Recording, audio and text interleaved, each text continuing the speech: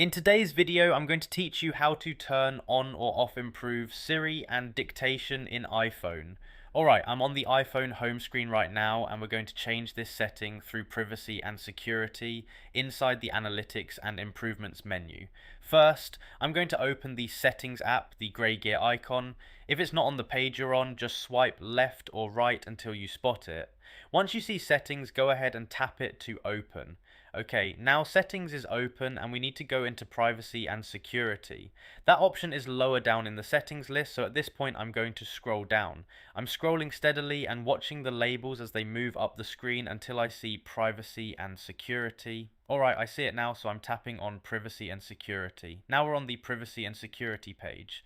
The next thing we need is analytics and improvements, and it's further down on this screen, so at this point I'm going to scroll down until I see analytics and improvements.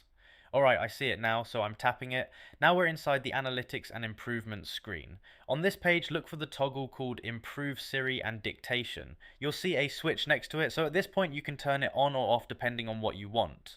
If you want Improve Siri and Dictation enabled, tap the toggle so it turns on and looks active. If you want to disable it, tap the toggle so it turns off and looks inactive.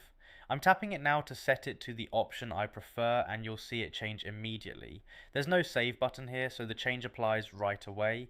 At this point you can tap back or exit settings whenever you're ready, and Improve Siri and Dictation will stay set the way you chose.